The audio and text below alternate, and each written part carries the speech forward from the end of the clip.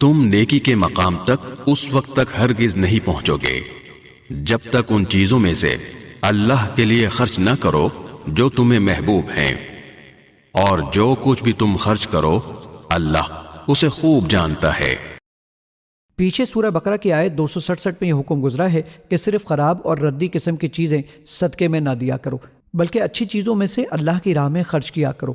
اب اس آیت میں مزید آگے بڑھ کر یہ کہا جا رہا ہے کہ صرف یہی نہیں کہ اچھی چیزیں اللہ کی خوشنودی کے لیے دو، بلکہ جن چیزوں سے تمہیں زیادہ محبت ہے ان کو اس راہ میں نکالو تاکہ صحیح معنی میں اللہ کے لیے قربانی کا مظاہرہ ہو سکے۔ جب یہ آیت نازل ہوئی تو صحابہ کرام نے اپنی سب سے زیادہ پسندیدہ چیزیں صدقہ کرنا شروع کر دیں، جس کے بہت سے واقعات حدیث اور تفسیر کی کتابوں میں مذکور ہیں۔ ملاحظہ معرف القرآن جلد 2 صفحہ 107 اور 108۔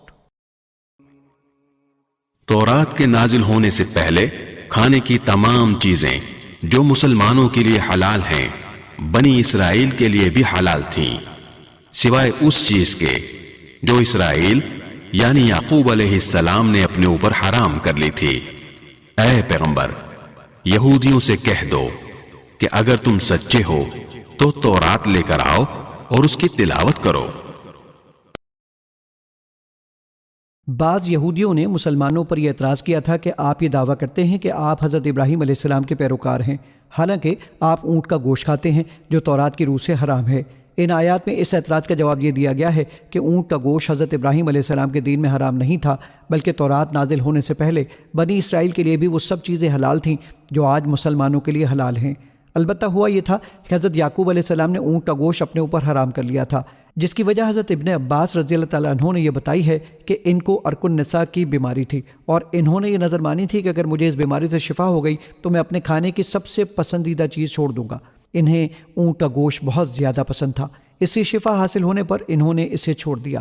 روح المانی بحوالہ مستدرک حاکم بسند صحیح۔ اب قرآن کریم نے یہاں صریح الفاظ میں یہ بات نہیں بتائی کہ آیا اس کے بعد یہ گوشت بنی اسرائیل پر بھی حرام کر دیا گیا تھا یا نہیں، لیکن سورہ نساء میں اللہ تعالیٰ نے فرمایا ہے کہ بنی اسرائیل کی نافرمانیوں کی وجہ سے ان پر بہت سی اچھی چیزیں بھی حرام کر دی گئی تھیں، اور اس سورت کی آیت نمبر 50 میں گزر چکا ہے کہ حضرت عیسیٰ علیہ السلام نے بنی اسرائیل سے کہا تھا کہ اور جو کتاب مجھ سے پہلے آ چکی ہے یعنی تورات، میں اس کی تصدیق کرنے والا ہوں، اور اس لیے بھیجا گیا ہوں تاکہ کچھ چیزیں جو تم پر حرام کی گئی تھیں اب تمہارے لیے حلال کر دوں۔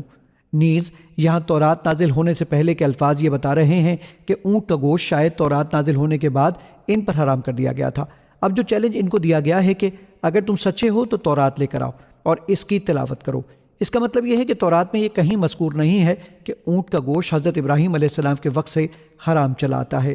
اس کے برعکس یہ حکم صرف بنی اسرائیل کو دیا گیا تھا، چنانچہ اب بھی بائبل کی کتاب احبار میں جو یہودیوں اور عیسائیوں کی نظر میں تورات کا ایک حصہ ہے، اونٹ کی حرمت بنی اسرائیل ہی کے لیے بیان ہوئی ہے۔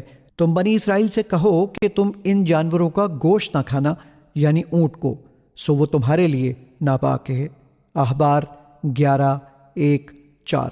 خلاصہ یہ کہ اونٹ کا گوشت اصلاً حلال ہے، مگر حضرت یعقوب علیہ السلام کے لیے نظر کی وجہ سے اور بنی اسرائیل کے لیے ان کی نافرمانیوں کی بنا پر حرام کیا گیا تھا۔ اب امت محمدیہ میں حضرت ابراہیم علیہ السلام کے زمانے کا اصل حکم لوٹ آیا ہے۔ پھر ان باتوں کے واضح ہونے کے بعد بھی جو لوگ اللہ پر جھوٹا بہتان باندھیں تو ایسے لوگ بڑے ظالم ہیں۔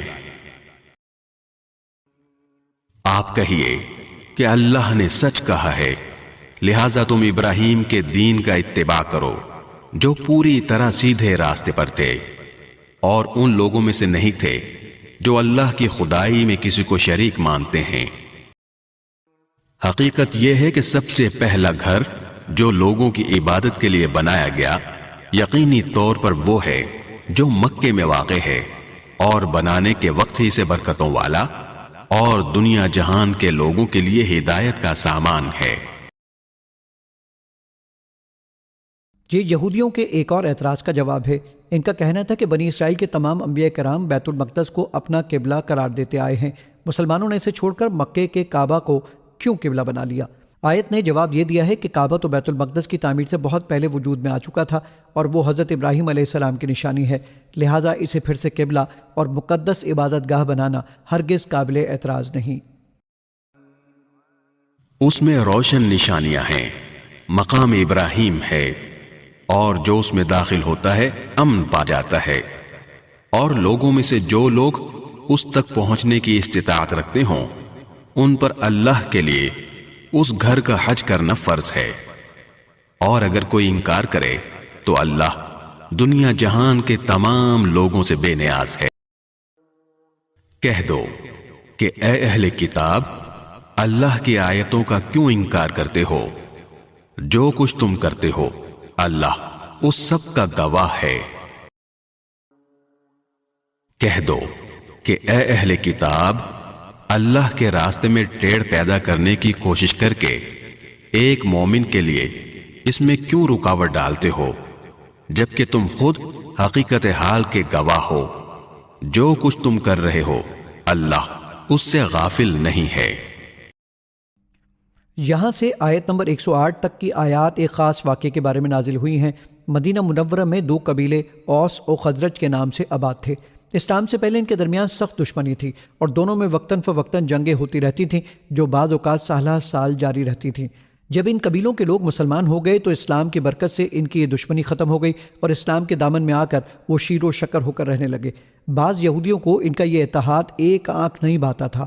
ایک مرتبہ دونوں قبیلوں کے لوگ ایک مجلس میں جمع تھے۔ ایک یہودی شماس بن قیس نے ان کے پیار محبت کا یہ منظر دیکھا تو اس سے نہ رہا گیا، اور اس نے ان کے درمیان پھوٹ ڈالنے کے لیے یہ ترکیب کی کہ ایک شخص سے کہا کہ اس مجلس میں وہ اشعار سنا دو جو زمانے جاہلیت میں اوس اور خزرج کے شاعروں نے ایک لمبی جنگ کے دوران ایک دوسرے کے خلاف کہے تھے۔ اس شخص نے وہ اشعار سنانے شروع کر دیے۔ نتیجہ یہ ہوا کہ ان اشعار سے پرانی باتیں تازہ ہو گئیں۔ شروع میں دونوں قبیلوں کے لوگوں میں زبانی تکرار ہوئی، پھر بات بڑھ گئی اور آپس میں نئے سرے سے جنگ کی تاریخ اور وقت مقرر ہونے لگا۔ حضرت صلی اللہ علیہ وآلہ وسلم کو علم ہوا تو آپ کو سخت صدمہ ہوا۔ آپ ان کے پاس تشریف لے گئے اور انہیں تنبیہ فرمائی کہ یہ سب شیطانی حرکت تھی۔ بالآخر آپ کے سمجھانے سے یہ فتنہ ختم ہوا۔ ان آیتوں میں اللہ تعالیٰ نے پہلے تو یہودیوں سے خطاب کر کے فرمایا ہے کہ اول تو تم کو خود ایمان لانا چاہیے، اور اگر خود اس سعادت سے محروم ہو تو کم از کم ان لوگوں کے راستے میں رکاوٹ نہ ڈالو جو ایمان لا چکے ہیں۔ اس کے بعد بڑے مؤثر انداز میں مسلمانوں کو نصیحت فرمائی ہے، اور آخر میں باہمی جھگڑوں سے بچنے کا علاج یہ بتایا ہے کہ اپنے آپ کو دین کی تبلیغ و دعوت میں مصروف کر لو، تو اس سے اشاعت اسلام کے علاوہ یکجہتی بھی پیدا ہوگی۔ اے ایمان والو، اور تم کیسے کفر اپناؤ گے جبکہ اللہ کی آیتیں تمہارے سامنے تلاوت کی جاتی ہیں اور اس کا رسول تمہارے درمیان موجود ہے؟ اور اللہ کی سنت یہ ہے کہ جو شخص اللہ کا سہارا مضبوطی سے تھام لے وہ سیدھے راستے تک پہنچا دیا جاتا ہے۔